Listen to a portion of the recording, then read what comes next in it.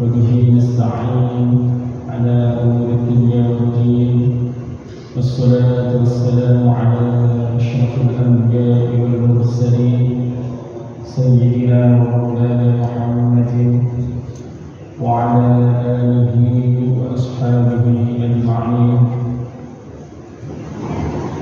اللهم صل وسلم وبارك على سيدنا محمد وعلى آله وأصحابه أجمعين. أما بعد.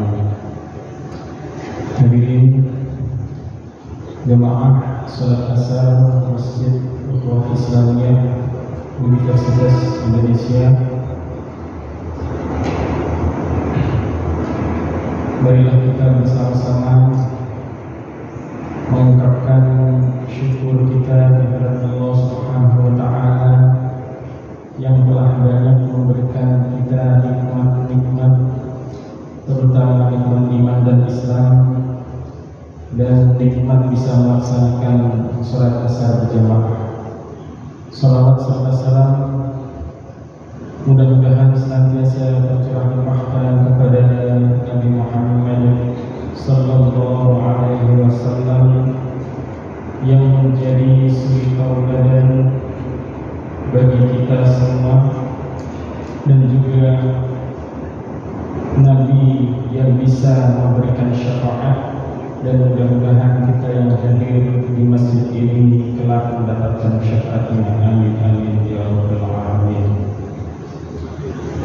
Yang sama-sama kami hormati Ketua DKM Ketua DKM Masjid Ukhuwah Islamiyah Universitas Indonesia Haji Ahmad Solihan serta jajarannya, dan juga para jamaah sholat asar Masjid Ukhuwah Islamiyah. Mudah-mudahan kita semua senantiasa mendapatkan bimbingan Allah Subhanahu wa Ta'ala. Amin amin ya rabbal alamin. Banyak cerita yang terkandung di dalam Al-Quran yang kita bisa menjadikan cerita tersebut sebagai pelajaran. Di antaranya adalah kisah Nabi Musa alaihissalatu wassalam beserta kaumnya yakni Bani Israil. Pada pertemuan kali ini, pada pertemuan-pertemuan sebelumnya, kita telah membahas berbagai anugerah kenikmatan yang telah Allah berikan kepada kaum Bani Israil. Di antaranya yang telah kita bahas adalah yang pertama, telah dijadikannya banyak nabi yang lahir di kalangan Bani Israil. Wa idh qala Musa liqaumihi ya qaumi dhkuru ni'matallahi 'alaikum idh ja'ala fiikum anbiya'a wa ja'alakum muluka. Yang artinya, dan ingatlah ketika Musa berkata kepada kaumnya, wahai kaumku, uzkuru ni'matallahi 'alaikum, ingatlah akan nikmat Allah kepadamu. Idh ja'ala fiikum anbiya'a, yang ketika dia mengangkat nabi-nabi di antara. Jadi banyak nabi yang lahir dari kalangan Bani Israil. Kemudian nikmat selanjutnya adalah dibelahnya lautan atau Laut Merah dan selamat dari kejaran Fir'aun. Di sini juga diabadikan di dalam surat Al-Baqarah, wa in faraqna bikumul bahra fa anjaynakum wa aghraqna ala fir'aun. Kemudian nikmat selanjutnya adalah nikmat Bani Israil saat itu meminta untuk karena sedikit mengancam kepada Nabi Musa, wa in kuntum, dan ingatlah ketika kamu berkata, ya Musa, wahai Musa, wahai Nabi Musa, lan nu'mina laka, sungguh kami tidak akan beriman kepadamu hatta narallaha jahratan, sehingga kami melihat Allah secara terang-terangan. Saat itu Bani Israil meminta kepada Nabi Musa kita mau nih beriman kepadamu, tapi syaratnya kami harus melihat Allah secara terang-terang. Nah, kemudian proses ketika itu banyak di antara semua yang melihat, bukan semua yang melihat, proses saat itu semuanya dimatikan oleh Allah, kemudian dihidupkan kembali supaya mereka bersyukur kepada Allah Subhanahu wa Ta'ala. Kemudian wa zallalna 'alaikumul ghamam, ketika telah lolos dari kejaran Fir'aun, dan saat itu Bani Israel dengan Nabi Musa menghijrah menuju Baitul Maqdis. Namun lagi-lagi Allah memberikan pertolongan berupa menurunkan wa zallalna 'alaikumul ghamam, awan putih yang menaungi mereka ketika di padang pasir. Meskipun padang pasir mereka dinaungi oleh awan. Dan menurut riwayat Ibnu Abbas, dinaungi awan selama di padang pasir atau padang tih yang terletak di antara Mesir dan Syria, yaitu adalah awan yang sama ketika menaungi muslimin saat itu ketika perang Badar. Jadi ketika perang Badar kaum muslimin itu dinaungi awan, sedangkan musuhnya enggak. Ada pendapat selanjutnya, dinaungi di sini adalah bukan ketika di dunia saja, tapi juga nanti ketika di akhirat. Kemudian nikmat selanjutnya adalah diberikannya manna wassalwa, atau saat itu karena di padang pasir tidak ada makanan dan minuman, wa zallalna 'alaikumul ghamama wa anzalna 'alaikumul manna wassalwa. Allah menurunkan manna wassalwa untuk dimakan. Kalau manna ini sejenis madu. Ada yang mengatakan bahwa seperti roti yang lembek. Sedangkan salwa itu adalah semacam burung puyuh, namun agak besar, tidak sebesar ayam, kurang lebih seperti itu. Jadi tanpa memberikan makan, banyak hewan-hewan tersebut migrasi dan banyak berada di sekitar kumpulan-kumpulan kaum Bani Israel. Jadi ketika lapar langsung nangkap, yang dapat gemuk disembelih. Kalau yang tidak gemuk dilepaskan dulu, biarkan mereka gemuk dulu. Kemudian pada pertemuan kali ini kita akan melanjutkan ayat 60. A'udzubillahi minasyaitonir rajim. Bismillahirrahmanirrahim. وَإِذِ اسْتَسْقَى مُوسَى لِقَوْمِهِ فَقُلْنَا اضْرِب بِّعَصَاكَ الْحَجَرَ فَانفَجَرَتْ مِنْهُ 12 عَيْنًا قَدْ عَلِمَ كُلُّ أُنَاسٍ مَّشْرَبَهُمْ كُلُوا وَاشْرَبُوا مِن رِّزْقِ اللَّهِ وَلَا تَعْثَوْا فِي الْأَرْضِ مُفْسِدِينَ. Shadaqallahul Azim. Yang artinya, dan ingatlah ketika Musa memohon air untuk kaumnya, lalu kami berfirman, pukullah batu itu dengan tongkatmu, maka memancarlah darinya 12 mata air. Setiap suku telah mengetahui tempat minumnya masing-masing. Makan dan minumlah dari rezeki yang diberikan Allah, dan janganlah kamu melakukan kejahatan di bumi dengan berbuat dosa. Berdasarkan riwayat dari Qatadah tentang firman Allah, wa istasqa Musa liqaumihi faqulna idrib bi'asaka hajar. Dan ingatlah ketika Musa memohonkan air kepada Allah untuk kaumnya. Jadi saat itu ketika udah ada manna wassalwa, minumnya mana kan gitu. Udah dikasih makanan sama Allah, tanya, ini kita minumnya kayak gimana? Kaumnya meminta kepada Nabi Musa supaya Nabi Musa berdoa kepada Allah untuk meminta air. Seperti istisqa itu kan sholat meminta hujan. Kalau wa idistasqa Musa, Nabi Musa meminta kepada Allah, meminta air kepada Allah untuk kaumnya.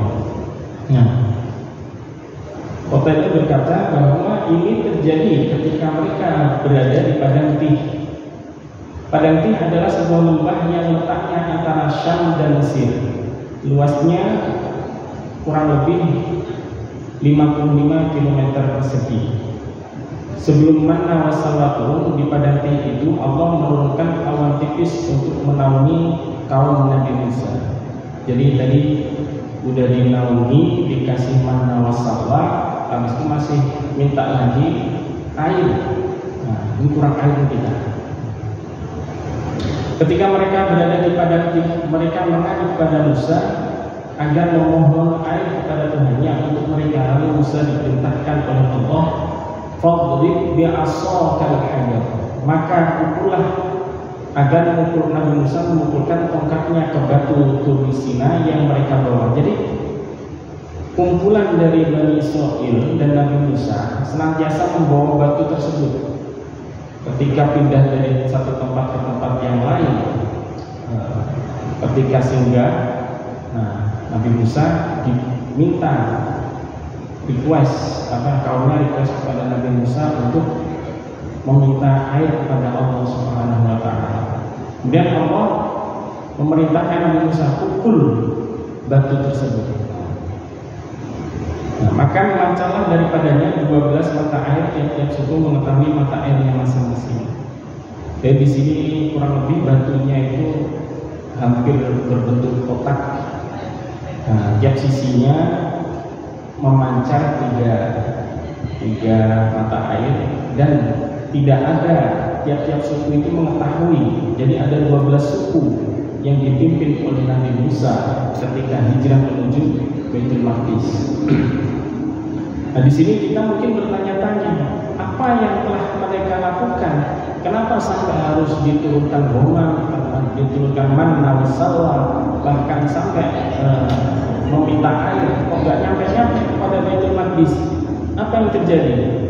Ternyata itu adalah ulah dari kaum mereka sendiri. Jadi dalam surat Al-Maidah ayat 24 sampai 26 terjadi dialog antara Nabi Musa dengan kaumnya. Idhhab anta wa rabbuka, wahai Musa, idhhab anta, pergilah engkau, wa rabbuka, dan Tuhanmu, faqatilah, dan berperanglah kalian berdua, inna hahuna qa'idun, kami di sini duduk manis saja. Kemudian Nabi Musa berdoa kepada Allah, qala rabbi inni la amliku illa nafsi, wahai Tuhanku, sesungguhnya aku ini tidak memiliki kecuali diriku dan saudaraku, yaitu Nabi Harun. Fafruq bainana wa bainal qaumil fasiqin, maka pisahkanlah antara kami dengan orang-orang yang fasik. Kemudian Allah berfirman kepada Nabi Musa, qala fa innaha muharramatun. Allah berfirman, jika demikian maka negeri itu, Baitul Maqdis, muharramatun, terlarang buat mereka, alaihim arba'ina sanatan, selama 40 tahun. Diharamkan. Kalau Allah mengharamkan sesuatu kepada kaum tersebut, maka mereka meskipun jalannya benar nggak bakalan nyampe. Meskipun luasnya cuma berapa kilometer saja, ya tetap aja muter-muter di situ aja. Ya, seperti itulah hukuman yang dijalani oleh kaum Bani Israil. Ya. Selama itu mereka akan mengembara kebingungan di bumi. Jadi meskipun tujuannya benar, lurus sana arah ke Baitul Maqdis, tapi ternyata dia kembali ke tempat asal. Maka janganlah engkau Musa bersedih hati memikirkan nasib orang-orang yang fasik itu. Berbeda dengan Nabi Muhammad SAW Ini bukan berarti membedakan antar nabi, karena memang Allah sendiri memuji Nabi Muhammad SAW dalam surat Al-Qalam, wa innaka la'ala khuluqin 'azim, yang artinya dan sesungguhnya engkau Nabi Muhammad benar-benar berbudi pekerti yang amat luhur. Bahkan suatu ketika Nabi Muhammad pernah dilempari batu ketika hijrah ke Taif. Malaikat gunung menawarkan untuk memusnahkan orang-orang Taif, tapi Nabi Muhammad memilih untuk memaafkannya. Nabi Musa harus mengumpulkan tongkatnya agar lautan terbelah. Nabi Musa harus mengumpulkan tongkatnya kepada batu agar air memancar. Nabi Ayub harus menghentakkan kakinya ke tanah agar air muncrat karena Nabi Ayub pernah mengalami sakit. Saat itu urkud birijli, kata Allah, hentakkan kakimu di tanah itu. Hada mughtasalun baridun wa syarab. Nabi Ayub itu hada mughtasalun baridun, itu adalah air yang dingin dan bisa diminum. Setelah diminum sembuh. Nah, di sini menunjukkan bahwa ada peranan yang harus dilakukan seorang hamba Allah untuk menjemput karunia dari Allah Subhanahu wa Ta'ala. Pertolongan Allah yang akan diberikan itu tidak langsung dibelahkan begitu saja. Harus ada peranan dari Nabi Musa untuk memukul tongkatnya di lautan. Harus ada peranan dari Nabi Musa untuk memukul tongkatnya di batu agar terpancar mata air yang bisa diminum. Ini menunjukkan bahwa sebesar apapun masalah kita, hendaknya kita senantiasa mengingat bahwa Allah lah yang Maha Besar. Begitu juga dengan banyaknya proses yang tidak alami yang ada di sekitar kita, yang diceritakan di dalam Al-Quran, yang ditunjukkan Allah kepada Bani Israel, namun tidak menjadikan mereka sebagai hamba Allah yang bersyukur.